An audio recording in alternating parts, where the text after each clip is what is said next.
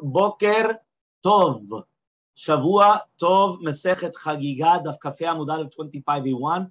We are going to start on the Mishnah Kavdal Numbet 24b, the Mishnah. This Mishnah is the exact opposite of the previous Mishnah. If you remember the previous Mishnah, we brought down certain ma'alot, certain stringencies of Kodesh over Terumah. How many did we bring down? 11 or 10 according to one opinion. Why? Because number 1 and number 5 were the exact same. Okay, fine. Now we're going to switch. We're going to swap. And now we're going to say that there's going to be stringencies of Terumah over Kodesh. What are the stringencies of Terumah over Kodesh? So says the Gemara, right, the following. Chomer betrumah, the chumrah of Terumah is over Kodesh is Shebiyuda ne'emanim al tarat yain v'shemen kol yemot hashonah. In Yehuda, remember that Israel was divided by 3 different places. There was Yehuda, the Galil, right? So there was different areas of, right, Judea is called, right? So the Yehuda, they were believed, exactly, Shomron, there was the entire area. So it says over here, Yehuda, they were believed, the Amei Haaretz was believed on Tarat Yain B'Shemen, that wine and oil, right, of Kodesh, they were going to be believed on it, that it was tahor throughout the entire year, okay?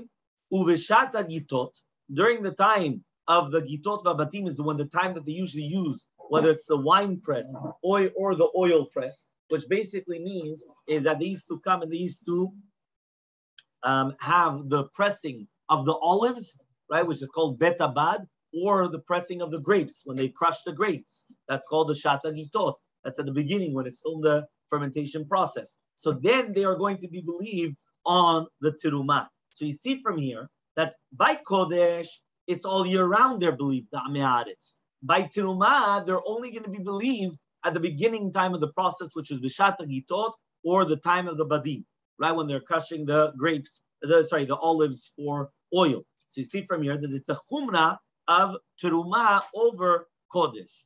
Now says the Mishnah, avru gitot v'badim, if it passed this time, then now they're not going to be believed anymore, because it's now after the time of the gitot, or after the time of the badim, right, which is basically after the time of the grapes and the olives. And somebody brings you a barrel of wine of terumah. Now we already explained that the Amaretz is only going to be believed when?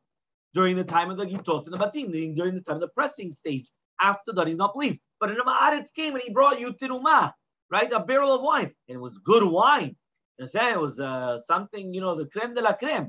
So it was a good wine, but it's after the time that you believe him. So what are you going to do? He says, don't accept it for him. Aval manicha legata ba. Tell him to leave it until the next time of the pressing of the gut, basically of the time that they press the grapes, okay? And then he should bring it to you. Because remember, during that stage, that's when the Amaretz is believed. So right now the Amaretz comes, you tell him, oh, no, don't give it to me now. Do me a favor. Bring it to me in July or whatever it is, the next time that it's going to be the stage, right, of the Gitot. Why? Because then he is believed. Right now, if you bring it to me, I would have to take it and boom, in the garbage. But I want to use it. So what do? I tell him, don't bring it now, bring it later. The loophole. Yes, 100%. He takes it now.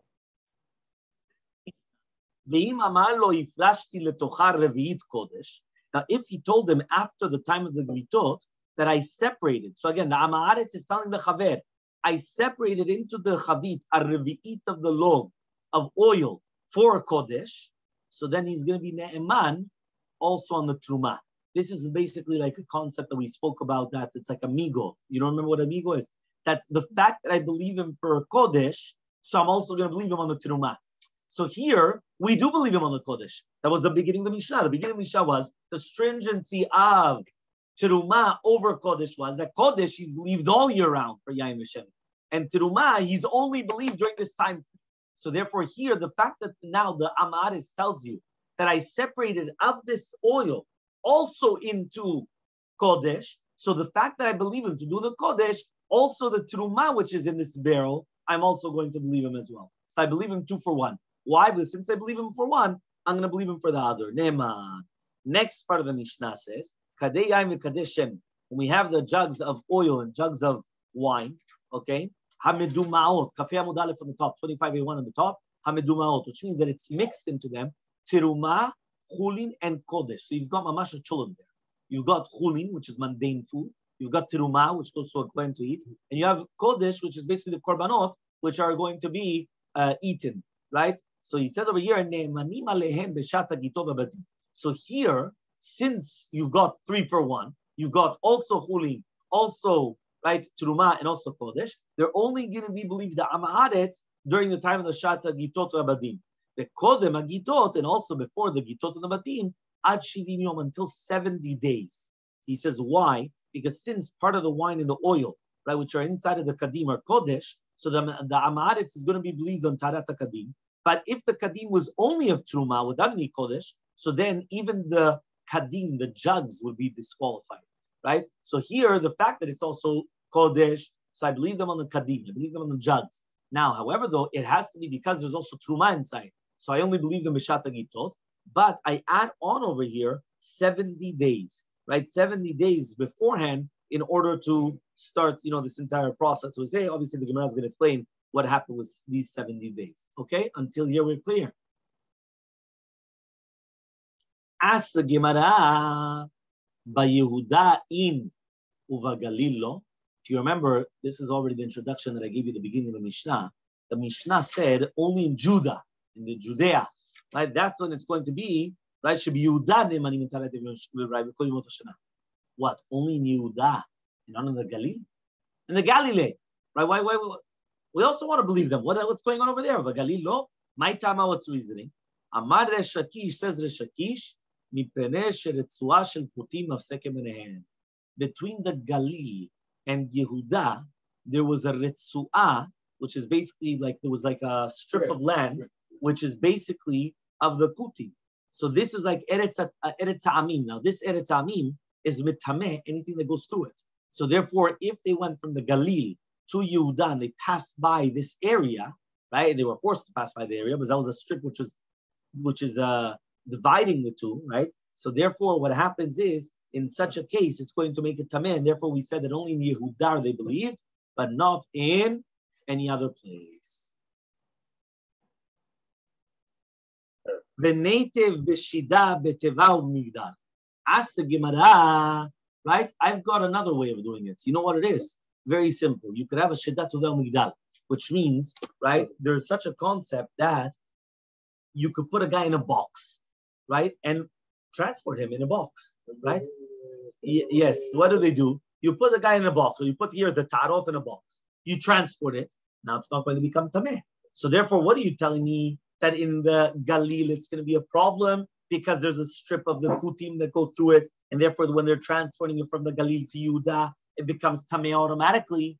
Transport it inside of a closed box, and then it won't become tameh, and you don't have the problem. Answers the Gemara. Hamani, who are we dealing with? What is the shita? Rebbe, the Amar that he says ohel zaruk, lav shmei ohel. Any ohel which is thrown. It could be thrown, which means which is movable, right? That's what it means that it's thrown here from place to place. So therefore, it's not considered an ohel, and therefore it's not a chatzitza in front of tuma. So according to the shita of Rebbe, that's why even if you're going to transport in a box completely sealed and everything, the fact that it's going to be movable object, so therefore it is not chotzetz bifnei tuma. The second that it went through from the Galilee to Judea, it went through the Eretz Akutim. Kaddish, it becomes tameh. So says the Gemara, the Tanya, as we learned in the Braita, hanichnas le'eretz ha'amim. If somebody goes into the land of the other nations, b'shida tova migdal, in one of these boxes, right? Each one is a different type of a box or a cupboard or things like a closet. Rebbe mitameh, Rabbi Yosef, Rabbi Yehuda mitaher. It's a machlok between Rebbe and Rabbi Yosef, Rabbi Yehuda. So if a Rebbe is going to be mitameh, so says the Gemara, v'laitua b'kli cheres mukaf tzamid patil.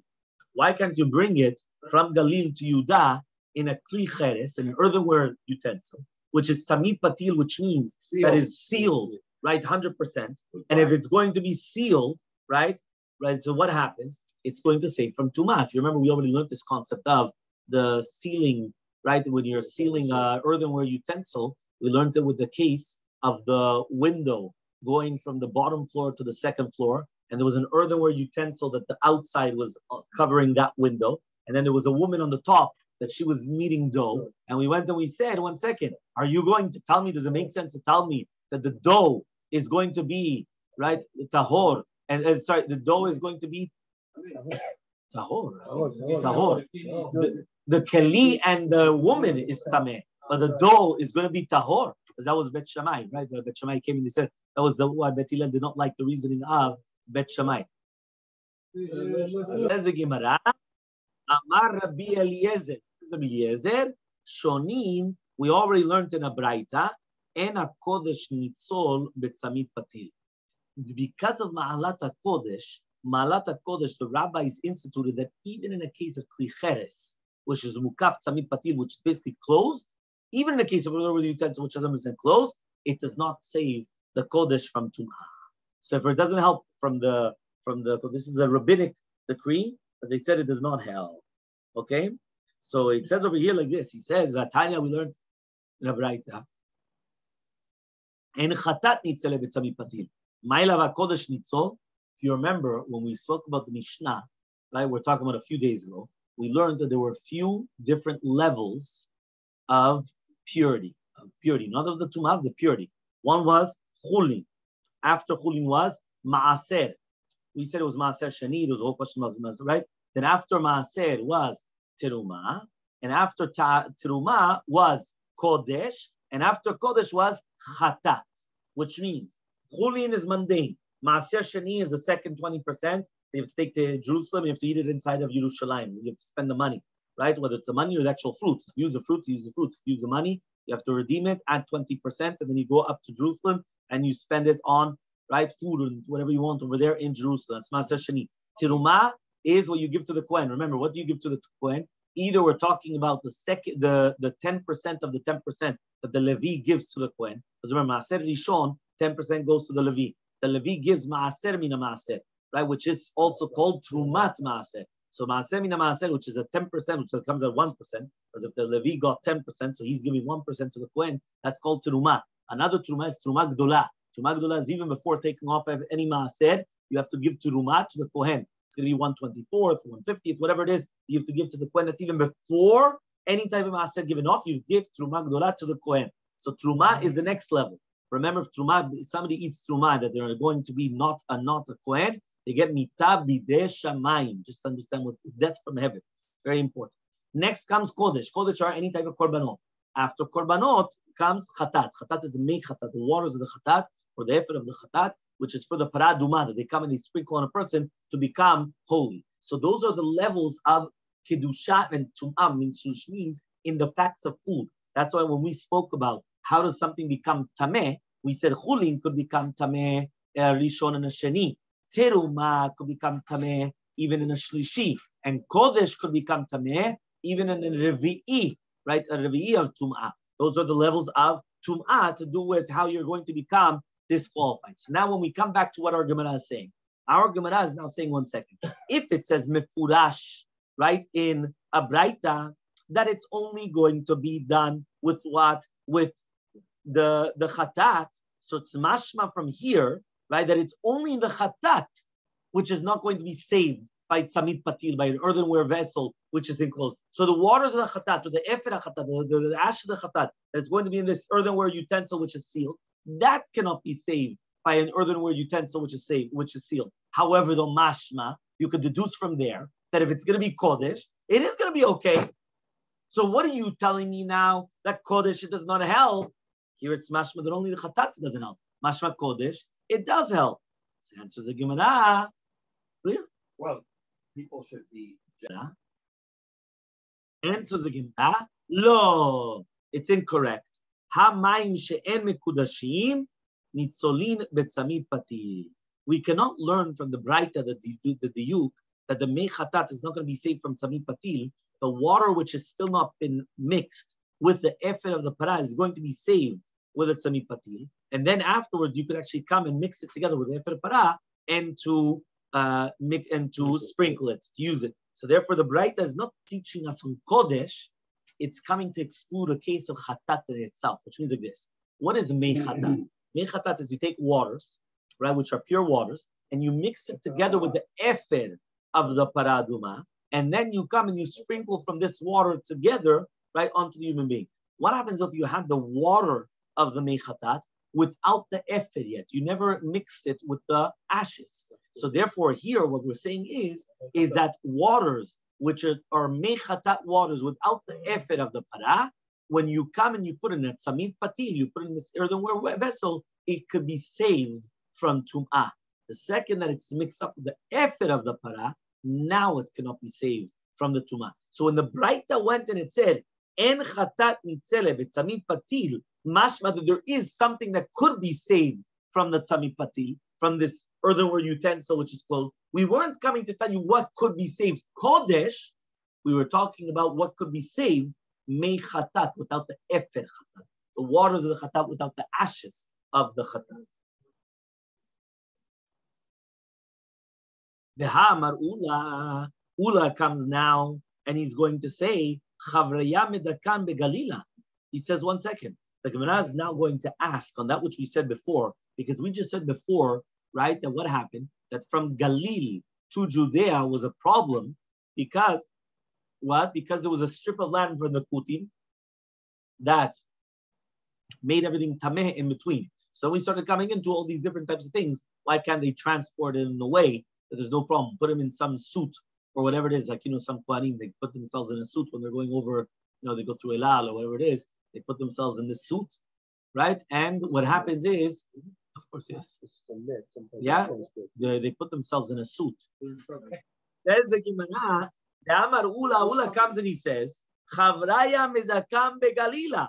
He says, our chaverim, they are preparing, our friends are preparing, whether it's going to be wine and oil of Tara and Galil. Why? Bezrat Hashem, the Bet HaMikdash will be speedily built in our days, and then they can bring it to the Bet HaMikdash. So the question is, how do they bring it? Why are our friends preparing already the yain and the shemen if you already said that you cannot prepare it? Because anyway, by the time they transport it from Galil through to the Judea, to Yehuda, it's already going to be come tameh. Manichin, and he says, no, we're leaving it there. And why are they preparing the Tara and everything in the Galil? In order that Bezrat Hashem, when Eliyahu Navi is going to come, he's going to show us, right, a shvil tahor, which is going to be a pure path going through the land, this strip of the Kutim, which is not going to be considered Eretamim. And then they're going to bring it specifically through that shvil. So imagine this is going to be like a one road, that little road is going to be pure. And therefore, they're going to come and they're going to say, we don't know where that road is. So everything is tameh, right? Because we don't know where it is. But Eliyahu Navi is a chulatov. He will come, he'll show us the shvila zahav, right? Shvila tahor, right? The golden path. And that's how we're going to do it. Now we're the two dots. Okay? Where are you? 25 a little bit. That's the Gemara. We're by the two dots where it says, during the time of the Gitot and the Batim, the Hamaritz are going to be believed deeper on Torah Truma. Urmini, we have a contradiction. This is a Mishnah and Tarot. Perek Tet Halacha Daled, Mishnah Daled, right? Agomer Zeitav. If an Hamaritz comes and he finishes bringing in his Zaitim, he brings in the olives into the press, the oil press, and he wants to give from them Truma to the Kohen. Yishayer Kupa Achat, he should leave one Kupa, one basket of oil, of olives, and he doesn't put it inside of the oil press. And then he's going to give it to Anani, that's a Kohen. Why? Since the Zetim are not Mekablim Tuma until they finish bringing in all the oil, right, all the olives, right, to Bet Abad. So therefore he could come and he could actually leave it over. So answers the Gemara. So you see from here, it's mashma from the Mishnah, that after the Amaretz comes and he puts all the Zetim already in Bet Abad, that's it. Now the Kohen cannot receive any more Truma because it already became susceptible for Tuma. So therefore it's not mamash the entire Bet Abad. The second that the Amaretz puts everything inside the oil press, that's it. Nigmar Sipur. There's nothing else to talk about. Okay? So Rav Nachman comes and he says, La Kashia. It's not a question. Habecharpe. We're talking about the Zetim, which are Chorpi is like the None of us know where you are. But you're talking in half the flat. Says the Gemara, La Kashia. Habechorpe, the Habeafle. Chorpe are the Zetim, which are Magdimin Bashel, which they come and they ripen very, very quickly. Be'afle, we're talking about the Zetim, which they take longer, right, to cook, to to cure or to become ripened. Right. Okay, this, if you remember, we saw this already in the Gemara. I don't remember if it was Megillah or Tanit. We saw the afilot henna. There's a zman of the afilot that we taught in Tanit. Okay, so it says over here, Amale Ravada Barava, says Ravada Barava, Kegon Mai, right? Which zaitim are the ones which take a long time in order to become ripened? Keotan Shebet Avicha, the ones from your father's house, that they take a long time in order to become ripened. Next, Rav Yosef Amar, Rav Yosef says, Begalila Shanu, the Mishnah Tarot that we're talking about Amei Haaretz in the Galil, that they're not going to be believed unless it's going, even during the time of the Gitot, is talking about in the Galil. Okay, why? Because in Galil, it's completely different than in Yehuda. In Yehuda, they would be believed. In the Galil, they're not going to be believed. So Abaye comes and he says, one second, there were three lands, and that's how we started the shiur today. Ever Yarden, right, across the Jordan River, Galil, right, and then you had Yehuda. So it says like this, Ever Yarden, the Galil, Haren Yehuda, they're like the Yehuda, which means all three places in Israel, they're all considered the same to do with Yehuda, to do with the Ne'emanut of Haaretz. So they're going to be believed on the wine at the time of the wine, the making of the wine, and on the shemen and the oil during the time of the making of the oil. Not on the wine during the time of the oil. Not on the oil in the time of the wine. So you see mefurash that Galil, the Me'aretz are believed just like Yehuda and right and every day. It's all the same, which means that they are going to be believed, not like Rav Yosef. That Rav Yosef said Galil is different. It's all the same. Okay. 1 second. So says the Gemara, you're right. It's much better to say like the first tirutz of Rav Nachman that we're talking about, that they actually used to come and be mitbashel earlier, right? And the other one was talking about that they took longer than coming and saying that it's Galil. Because if you say it's going to be Galil, it's not true. Galil should be just like every other place. But rather it was talking about, right, the concept of the earlier time of becoming ripened and the later time of becoming ripened. The next sudot says, so what do we just say? Imagine right now it already passed the time, passed the deadline, and now an Amaretz comes to you and he says, Mr. Cohen, here you go. Yeah? So the Amaretz gives it to the Cohen. Okay? So says the Gemara, right? What do we say? Don't accept it, says the Mishnah. So Ba Menem Rav Sheshat, they asked Rav Sheshat, Avar vekibla. What happens if the Cohen accepted it? Can the Kohen leave it for the next gut? Imagine the Kohen's an Amaretz.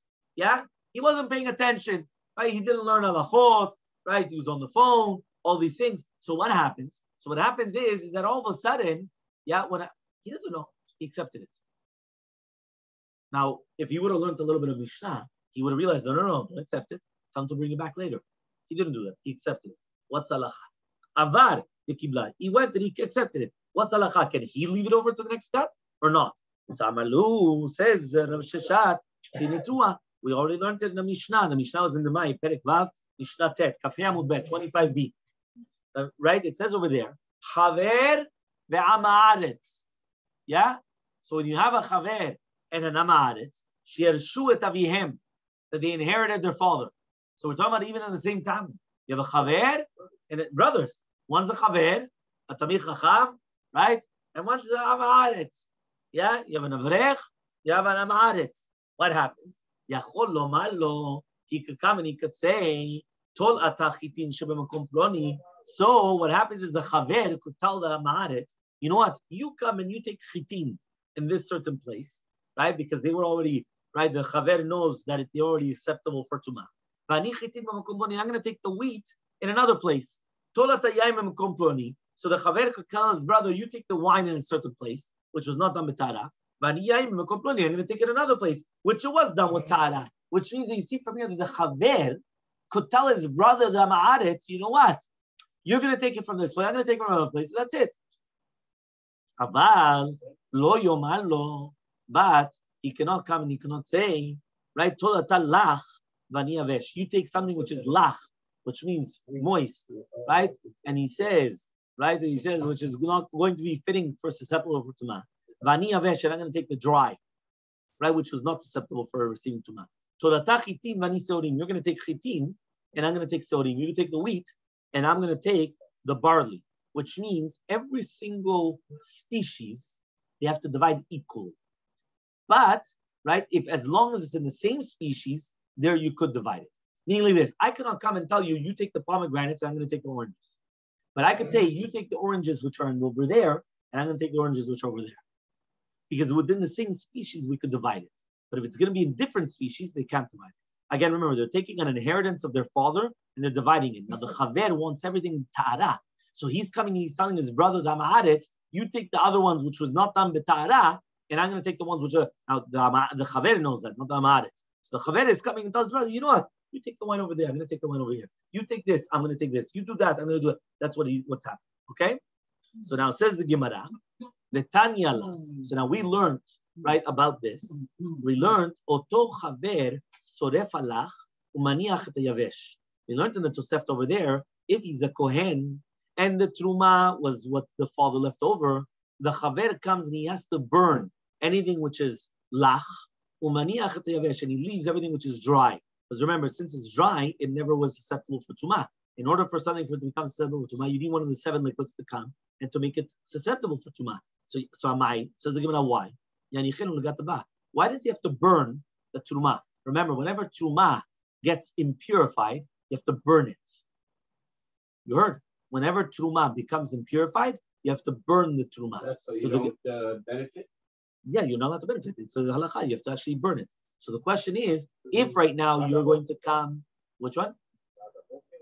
I asked the Gemara, why are right now you telling me that you have to burn it? And just leave it until the next gat. So answers the Gemara, but you don't have a gat, which means it does not have a time for it. So ask the Gemara, right? Why don't we just come and we just put it right on the regel? What does that mean? There's no gizera on a ma'aris during the regel shalosh regalim. So answers the Gemara, you will not be able to save it until the regel will go bad. Meaning it's going to become rotten until shalosh regalim. So if it doesn't help. Okay? Then we said in the Mishnah, we're by the 2 dots again. If the Amaretz comes and he says that I separated a revi'it of Kodesh from this barrel, and there's also Truma there, he is going to be believed. It's not a Hatam, we learned over there. Why? Because we said the fact that he's believed on the Kodesh, he's also going to be believed on the Truma. Says the Gemara Tanan Hatam, we learned over there in the Mishnah now, Lo Tutchet Dalet, Modim Bet Shammai Bet Hillel, Shebotkin, right, Leose Pesach. Bet Shammai, they agreed to Bet Hillel that we're going to check the Beta Pras, right? Remember the Beta Pras is a field that there's a kever, there's a tombstone. Right? There's somebody that was buried there, and they went and they plowed the field. Okay, so therefore they plowed the field, so now you don't know where the bones are. Okay, so therefore the Bet Shammai, they agreed to Bet Hillel that they're going to come and they're going to be checking the field, right? Leoseh Pesach, to the people that are going to Yerushalayim to bring the Korban Pesach. The Bodkin leochle Teruma, but they do not check it for people that are eating Teruma. Says the Gemara, my Bodkin. What does it mean, Bodkin? Yeah, you're trying to check into it. Yeah, what does it mean, Bodkin? Says I'm going to give them a Shmuel. Says you Shmuel. What you could do is they could start blowing on the ground, and they continue blowing on the ground every step that they take, and they continue walking. So imagine, right? You've got like the coin on the floor, and he's blowing, right? There's a lot of coining that they blow, right? Right? So he says, right? So he says like this. He says that they're allowed to blow. They blow the, how do you call it? The dirt to make sure that there's no bones there, and they continue going. Rav Chia bar Abba Mishmei Ulama. Rav Chia bar Abba, the name of Ula says, Beta Pras Nidash Tahor. When you have a Beta Pras that it was already trampled upon, people came and they were trampling upon it, whether it's humans or animals, it's going to be Tahor. Says the Gemara, Leose Pesach, Lo Emidu Divrem Mimkom Karet. Leochle Truma, Hemidu Divrem Mimkom Mita, which means like this. For the Ose Pesach, why did they do this leniency? It was a leniency because we know that if a person does not bring the Korban Pesach, it is one of the only 2 positive commandments that if you do not do it, you're chayav karet. Which means there's only 2 commandments which are positive that if you don't do it, you're chayav karet. Number 1 is Korban Pesach. Number 2 is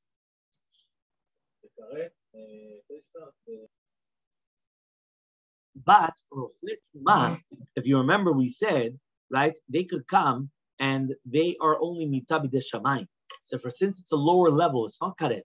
Remember that karet is a higher level of death than mitab de shamayim. Mitab de shamayim is also death penalty from heaven, but it's not the same as karet. So since it's a lower level, they weren't as lenient. So they're by the Korban Pesach, they were more lenient, but not by the Teruma. Says the Gemara, so they ask the question now, Badak lepischo, one second. If he already checked, because he was passing by this Beta Pras, this field, and he was allowed to do this because he was doing what? Korban Pesach.